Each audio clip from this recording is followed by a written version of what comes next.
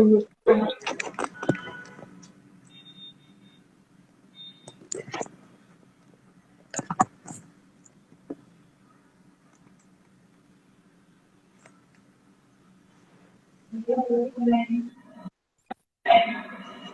Good evening. Are you there? Hello. Uh, are you speaking to me? Yeah, I can hear you. Okay, right. Good evening to one and all. I am Shreya Tuli, co-founder of We Rise Together Foundation, and I will be your host for the third episode of My First Period, an Instagram live special by We Rise Together to break the taboo surrounding periods. Through this initiative, we will interview women and girls about their first period experiences and learn more about menstrual hygiene from them. Do you know that 23 million girls drop out of school annually due to lack of proper menstrual hygiene management facilities? Well, we at We Rise Together Foundation are working to solve this problem through one of our initiatives, that is She Hygiene, wherein we've distributed over 4,000 sanitary pads to underprivileged women since the pandemic. We've organized various educational sessions to spread awareness. Our guest for today is Ms. Lakshmi Das. Ms. Das is the co-founder and president of Manushi Foundation, a non-profit organization that works towards promoting sustainable practices and menstrual health education in rural communities, along with opening the door for income generation activities for women. She is also a renowned author. Ms. Das currently works as the coordinator of the Paths for Sisters program at EcoFem Auroville. A very good evening, Ms. Lakshmi. Thank you for giving us your time. It is a real pleasure for me to host you today. Thank you. Thank you for the welcome. Yeah. So I hope you are in wonderful spirits. Let's get started.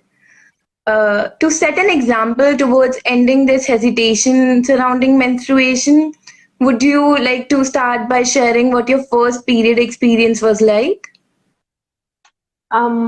So I think a large part of our work as an organization, revolves around initiating this conversation with adolescents or with women, particularly. So when we work with adolescents, this is how we start the conversation with them, because only when we open up about the fact that menstruation is a shared experience, that all of us go through it, and that there is nothing unnatural or shameful about it, only then can we look at the possibility of how we can address this aspect in a manner which is both dignified and also healthy. So for me, my first experience of menstruation was something more like, it came about as a shock because I was not aware of the fact of menstruation until then. So for me, from that day when I got my periods, the shock of the whole scenario and how people responded to it with more of a surprise and anxiety, because oh my God, now we have to look at her not as a child anymore, and with that comes a lot of other social situations where you no longer cannot just walk to the next house as freely as you used to do one day before. So for me, that was a very unpleasant experience, and it took me almost let's say it took me more than uh, 10 or 12 years to actually look at menstruation as a profound experience. When right now when I work as a program coordinator for Patso Sisters program, I facilitate different NGOs doing the same work across India, and so we can see how this movement is giving menstruators an agency over their body, over the shared experience of menstruation. And only when that happens can ideas of sustainable menstruation, or ideas of looking at menstruation as a very natural biological process and finding an empowerment from that happens.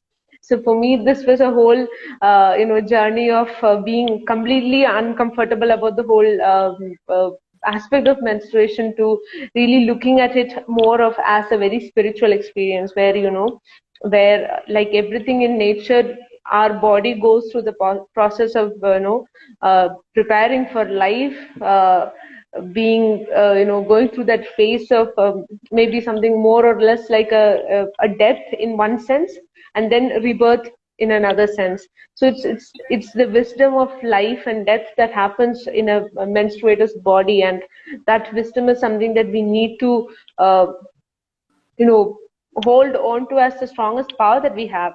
So for me, like, yeah, that was a big circle that I had to come about. So yeah. Yeah, the experience that you shared and how you told that how you were able to transform it, how you were able to transform that stigma towards empowerment. It's truly very powerful. And like what we do at we also whenever we go for sanitary pad donation drives, we always try to interact with girls and we school going girls and tell them about periods and tell them that it's very okay and very normal to talk about it, because many a times they don't even know that they can talk to teachers about it or they can converse with their friends about it. So ending that stigma is very important, and it is so inspirational to hear your story and how you transformed it. Moving on to the So next question. Yeah, sorry.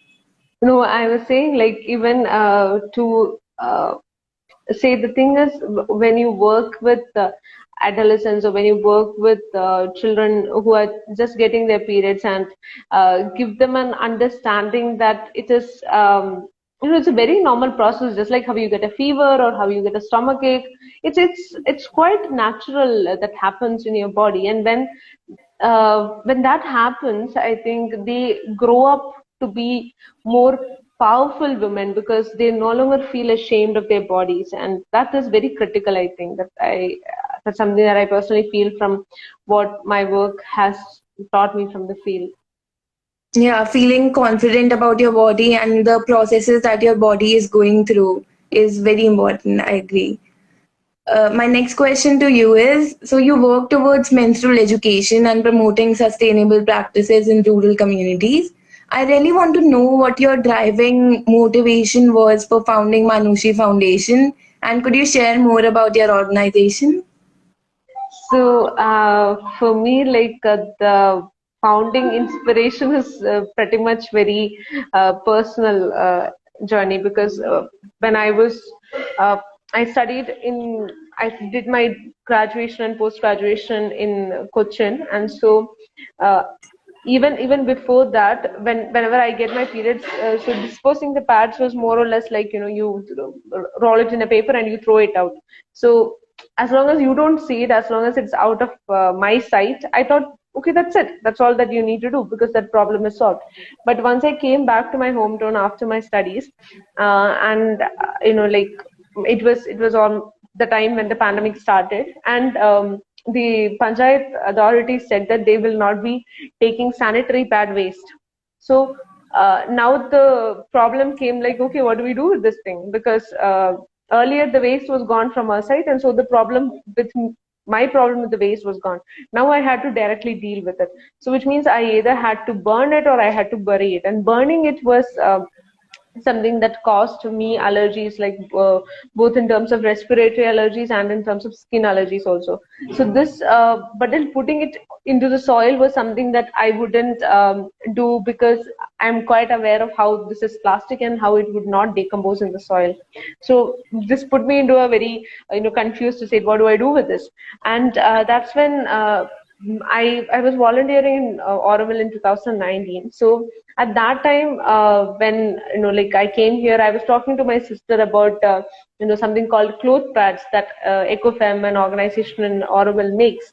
And so she went on to try the cloth pads, but I did not try it because I was quite hesitant, because, like, what is the big deal about this? Because come on, it's something that is more convenient to use a disposable pad.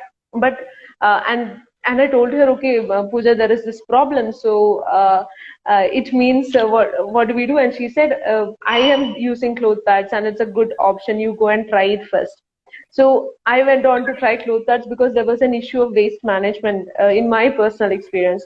And when I started using the cloth pads, I saw that this was life changing because it changed my relationship with menstruation. It is then that I understood that this is menstrual blood is not something that is as I was believing it to be dirty, as I was believing it to be something that I should not even take a look at. So from that moment, I wrote back to Ecofem saying that I would like to be part of this movement in some way or the other, and that is when like they said, okay, we would be happy to train you as a menstrual health educator, and I underwent a training with Ecofem, and then I started working in my community to. Take awareness classes about menstruation with adolescents with the support of Ecofem's Pad for Pad partnership. So with that, I could do awareness sessions, and also if the girls are interested in getting cloth pads as an alternative, we could offer it to free for them. So this was the initial work that we were doing for almost 6 months until we started, you know, working on other aspects of which includes income generation activities or working with rural women about sustainable menstrual practices. So all of this happened in the say after 6 or 7 months of working with adolescents alone. And that was primarily just because of a personal struggle with handling the sanitary pads waste. And but then later on, that sort of transformed me on many levels because uh, this movement is far more powerful than the person that I am or the organization that works, because it is something that we really need to understand only when we start discussing about menstrual health, and only when we start discussing about the fact that there is nothing shameful about the human body can we really instill that humanitarian spirit in the society. And I think that is more or like a long journey, but we need to begin somewhere in order to start the journey, right? Right, and this is a truly inspirational story, and even I feel that personal experiences matter a lot in shaping what you end up doing and what you believe in. And you mentioned how you were working towards adolescence and how you were advocating for safe menstrual practices. So I want to know, what all challenges did you face while you were advocating for safe menstrual practices, and what did you like? Did you find that there are certain key aspects of periods or menstruation which people are particularly unaware of? And I'd also like to know from you if you feel that menstrual education should be introduced as the part of scholastic curriculum since grade 6 for both menstruators and non-menstruators. So here, to start with, if there were any particular social practices that people could not get rid of, or if there was something that people were not aware of, I think it is primarily about the human anatomy, like simple things. Even with women who have given birth 3 times. Once when we did a session, we were asking them like, how many holes do you think you have down there, and people have responded as two, because like we have told that learning about our body is something sinful. So this is a fundamental idea that people have. To learn about our body is not a good idea, particularly for women. It's not a good idea because you're not supposed to do that. That's not ladylike. So that one cultural conditioning has been something that we had to work our way around. But right now, like after we did maybe a few sessions, people started calling us and Lakshmi, we would like you to come and take a session for the girls, because the sessions are really doing them good. It's making them feel good about themselves. And another thing, to introducing menstruation as a curriculum. So one thing that I personally feel is like menstrual health or sexual health or reproductive rights. All of these are technically part of the syllabus, and we're supposed to teach uh, school-going children about these. But the problem is the teachers who are supposed to teach it just dodge the chapters, because when I studied in my higher secondary school or in my high school, the biology teachers would never, like most of the times they would just ask us to read through the reproductive system because it was shameful for them to talk about it as teachers. So we live in a country where things are, you know, things still need to be talked about, and if we need to introduce those aspects in the curriculum, I think we need to introduce these aspects in teacher training programs, where the future teachers learn about their own bodies first of all, so that and I think it's really key to understand that when we educate menstruators and non-menstruators about menstrual health and well-being and about their bodies, the chances of you know if some sort of a sexual abuse happens to a child or to a woman, or to anyone for that matter, for them to access any kind of legal support or to access any kind of social support, they should not be feeling that their body is something bad, so it happened to them, and they just bear with it. Only when they feel that their body is a respectable thing, only when that sort of a change happens in the psyche of the people, can they access legal support systems or social support systems for that matter. And I think this is also very key, that we introduce uh, menstrual health awareness not as in a scholastic manner where you learn the facts, but more as a cultural aspect of it, where you are free to discuss about it, where you come to school and you discuss about it just like how you discuss about what is for lunch. It should become that easy to talk about, and that is key, rather than putting it into the academic syllabus just for the sake of how we have every other aspects of social and civic sense put into our textbooks, but none of which is actually translated into real education for that matter.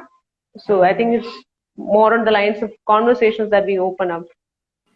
So yeah, to sum up, you mean that communication is the key, and ultimately, as long as students can actually, even if it's even if it's mentioned in their books, as long as they can actually, look up to those words and they can talk about it freely, that's what would be empowering, and that would really help them. And Yeah. moreover, knowing about your body and knowing about the structure and knowing where everything is and how everything works is also very crucial. And talking more about reusable sanitary pads, so as the coordinator of Pads for Sisters program at EcoFem, what feedback have you received on cotton-based reusable sanitary pads? So Ecofem has been working for the past 11 years. So, and the cloth pads, they're one of the pioneers in the, making cloth pads and making it accessible to women. So the response for Ecofem cloth pads has, let's say, out of I've been working with Ecofem from February, and all the partners that I've worked with, they place orders again and again simply because they know that it is a product that actually works for the women, and it is something that they're asking for. Say the reusability of a cloth pad is about 4 to 5 years, but since most donation drives, it happens like 4 cloth pads distributed to the women, and once they understand this is a good product, they ask like, can we have more of these products, can we purchase more of these products? So it definitely is a wonderful option for menstruators who are, like, menstrual cups are also a sustainable option, but given the social situation that we live in, it's not really feasible, and it's not really something that people can readily accept. So in such situations, it's better to ask them to switch to cloth pads, because it's something that is easier for them to comprehend. It's something that they feel they can handle as a, menstrual hygiene product. So that is in terms of preventing leakages, or in terms of not having rashes, or in terms of how functional it is. There has so far been no negative feedback. Probably the only negative feedback that we get from some people at least is when individuals living in hilly regions, or where it rains for a longer period of time, they find it a little bit difficult to dry the cloth pads. So that is one thing that we often hear from them. Apart from that, the negative responses to cloth pads is very less. And yeah, it's actually the some of the people I've heard them saying that it's something that changed the way they look at their life and their bodies. So I think that's it's not about the product. I think it's more about the awareness campaigns that go behind it. It's for cloth pads. It's not like distributing disposable sanitary pads. It's not like you just go and give it to them and come back. You have to spend at least an hour with the women and talk to them about what these cloth pads are, why make the switch. So it always goes with an educational awareness session. So when a person switches to cloth pads, they're always well aware of why they have made the choice, and that really makes a lot of difference in terms of how the product is perceived, and how they use it, how they look at it, and how they look at their bodies after using it. So these are like it's more complex.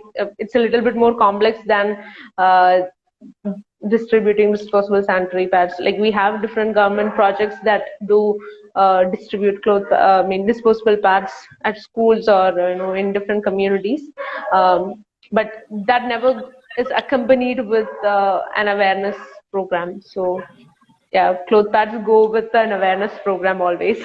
So that really makes a lot of difference. So it's great to know that such sustainable practices and materials are receiving, more attention, and more people are using these. And it's great. It's also very good to know that you are also like raising awareness about it. And because once you aware a person, then that person also talks about a particular product or a particular sustainable practice to other members of their family or other members of the society. So that's how the ripple effect works, and it's great to know that you are working towards it. And just to educate our audience, our virtual audience, let's. I have some more questions, and I want if you could just burst this myth, because many people believe that usage of cotton as a material leads to leakage and that multi-use pads are unhygienic. What would you like to Mhm. say to people who hold such beliefs, and are there any health Um, benefits towards using these pads? Okay, right. So I'll go one by one.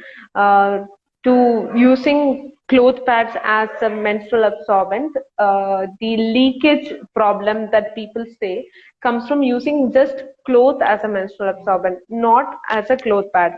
So a cloth pad has a PUL layer which acts more or less like the plastic layer that prevents leakages in the disposable sanitary pads. So cloth pads do not leak. And so the second aspect is about the hygiene. So the actual question here is, when we say that menstrual blood is unhygienic, it comes from a very primitive way of looking at menstruation. It's not at all scientifically or biologically relevant when we consider it. So, menstrual blood in itself, like the menstrual blood in itself that comes out of your body, is antibacterial and antifungal in nature. So, only when it gets exposed to atmospheric air and it stays on, like, exposed to the atmospheric bacteria, that it might get contaminated. But the thing here is, when you're using cotton pads or cloth pads as a menstrual absorbent, you use it for say 5 to 6 hours, or when you have a when you're not having a lot of flow, you use it for 8 hours, and then you change it. So all this while your skin or your body is exposed to a piece of cloth, just like how you wear an underwear, that is how your body feels. So the hygiene aspect of it, when you're using a cloth pad after drying it in the sun, or after completely drying, even if it is in shade, this does not have any like anything that can cause a very significant illness or a problem, because once the cloth pad is washed off all the blood, it is just another piece of cloth, just like you use your undergarments. It is pretty much the same piece of cloth. So the whole idea that something white and something disposable is hygienic comes from the medical point of view. But we have over the years we have come to understand that the whiteness of the sanitary pads is something that is as comes as a result of chlorine bleaching, which is directly related to reproductive disorders, and the dioxin that is released as a part of this process of bleaching is a potential carcinogen. So the whiteness of the sanitary pad does not mean it is hygienic. It might be hygienic in the sense that whatever comes out of your body is taken off and is thrown away. But when you throw it away, where does it go? It is polluting the soil that on which what you eat grows. So at the end of the day, the narrative of hygiene is a little, a little shady for that matter in this case. So if you're comfortable reusing your undergarments, then if you can properly wash a cloth pad, dry it in the sun and reuse it, then there is no hygiene problem in it. It's pretty much the same. So the fundamental problem is the idea that menstrual blood is something unhygienic. But if that is the case, then from a single cell organism that we wear, when the ovum and the sperm fuse together, everything that we needed as a human being to grow came from that menstrual blood. So in that case, all of us are pretty impure. All of us are pretty unhygienic in nature by our very birth. So that is a very problematic discourse that we have in society. So yeah, and what was your last question? Yeah, so lastly, I wanted to know that are there any health benefits of using cotton pads? So when you switch to any sustainable period product for that matter, not just cloth pads, you're preventing your body from being exposed to fragrances that go into these sanitary pads. Because like when you see the advertisement of certain sanitary pads, they say like your period should smell like a flower garden, and I clearly don't understand why your body should smell like that. And it's the perfumes that are used in these pads are being it's directly exposed to the most sensitive part of our body, and from there the mucous membranes directly take in whatever it is getting exposed to. So this creates hormonal problems in our body. This creates problems in the say for example, when you're using a plastic sanitary pad, it does not allow air to flow. It's very difficult, and this causes excessive heat in your genital area, causing infections, causing rashes. These are like on the topical level problems that you have, which gets completely eradicated when you switch to a sustainable period product. So and because it is cloth, and because it is organic cotton material that is with which we make the cloth pads, it doesn't cause any kind of irritation to your body. It doesn't cause rashes. It doesn't cause excessive heating of your body, and you're not exposed to chemicals like perfumes or dioxins, or you're not exposed to these polymers, which are the gel technology that is there. So and like the gel technology is something actually harmful. We got to know when we started getting these biodegradable pads in the market, because none of the biodegradable pads come with the gel technology. Because at least there we should understand that whole idea of gel technology, not just for sanitary pads, for the diapers that we have, which with which we expose the children to. So they're completely unhealthy. Although they claim to be hygienic, they're not healthy. They really affect us in the long term. And as a personal experience, when I stopped using the disposable sanitary pads, I stopped having this very severe menstrual pain that I used to have on the first 2 days of my periods. Because like my body was becoming it was beginning to feel normal, to be honest. Like, it was beginning to feel menstruation as a very normal process. And just like how you wake up in the morning and pee and poo, like just like that, your body begins to see this as part of nature's cycle. So once a month your body goes through it, and it becomes very effortless. It became very effortless for me as a person. I did not do anything fancy. I did not take any medicines or anything for that matter. But just by switching to a sustainable period product, my body's relationship with the menstruation changed, and now it's a very normal process for me. I don't have very severe pain, or I don't have irritations, or it's pretty much normal for me. And that is a personal experience that I've had. And yeah. And if I you're must. using cups for that matter, it really changes how you have cramps also.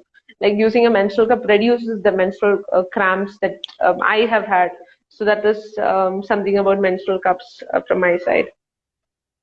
Okay, I didn't know this. So, first of all, I must say that you beautifully explained all this along with medical facts and terms. So, that was something truly fascinating for me. And I believe it was fascinating for our audience too. And I hope that this information makes people switch toward more sustainable sanitary pads and more sustainable options. And because commonly available sanitary pad napkins, which are made of plastic, they constitute about 90% plastic, which adds up to over 1 lakh tons of waste per year in India. So, how crucial do you think it is to think about sustaining the environment while purchasing a sanitary product? So the thing is, I just want to put in one thing. When we say that individual consumption is the sole contributor to pollution, that is not really right, because we need to make individuals conscious of their consumption of plastic or products that are not really good for the environment, because it has to come from this understanding that whatever is bad for the environment is bad for you. Whatever is not processed in nature will not be processed in you. In this understanding, if people convert into sustainable products, that will be lasting. But if we are guilt tripping people into buying sustainable products, if you're guilt tripping people by saying that just because you're not using sustainable period product, the planet is going into ruins, that is not a really nice way of putting it, because then this becomes a burdensome process. So it is really important, as we advocate changes from individuals, we need to advocate policy level changes, because it is 4% of the globe, corporations of the world that produces 90% of the pollution. So we need to hold them accountable as well. If big brands are producing tons of sanitary pads at a very affordable rate for the public, why are they not looking at sustainable period products? Because see, that doesn't create a market, because once a person buys a sustainable period product, for the next 4 years they won't buy it. So these are there are political nuances to this. So yes, personally, it is really important that we menstruators change to sustainable period products, primarily for our health and our well-being, and secondary for what is it that we leave behind with our lives. How much do we consume? How can we reduce that? If it is like, personally for me, that was a journey. When I switched to sustainable period product, I could then think, okay, then what are the other aspects of my life where I am contributing to the global pollution? Then I cut down my consumption of plastic. Then I cut down my consumption of processed food. Then I cut down my consumption of how much electricity and water I use, because this becomes a personal journey. And that is where transformation happens. Then when a person switches to there's a like when we were working in one of the communities in 2020, we distributed cloth pads to adolescents. So there was this girl, and in 2022 we did a session for the women of the community, and her mother came up to us and said that from 2020 this girl has not used any disposable sanitary products, but she also insists that they don't take any plastic into their home, so that their consumption of plastic in general, she has made it a point that they will not do it. So this is the kind of transformation that we really need to look into. It's not just the sanitary pads that we are talking about. It's a conscious lifestyle choice that we are talking about, and that is where I think we need to put more emphasis on. Because the other way of that's something that I've been seeing with a lot of organizations that I work with, or that I see, that the guilt tripping of individuals into using a sustainable product is not really a commendable thing to do. We really need to look at it in the other lens. If something is bad for the earth, it's bad for you. There is no second question about it. So that's the thing that we need to really talk about, I guess. Completely agreed, and ultimately, it's the thought that matters. And once you start believing that You are not only using sustainable sanitary pads for your like for the environment or for the betterment of the environment. You're also using those to for the betterment and for yourself, and for your better health and for your future generations. Because we also at We Rise Together Foundation, we also cultivate the usage of sustainable practices. Like whenever we go and distribute sanitary pads, we distribute 100% compostable sanitary pads, and we make sure that we are telling the students that you can just dig it in the ground, and this won't harm the environment, and more importantly, it won't harm your body. Yeah. Yeah. And lastly, I would like to know what message would you like to give to our audience watching this episode?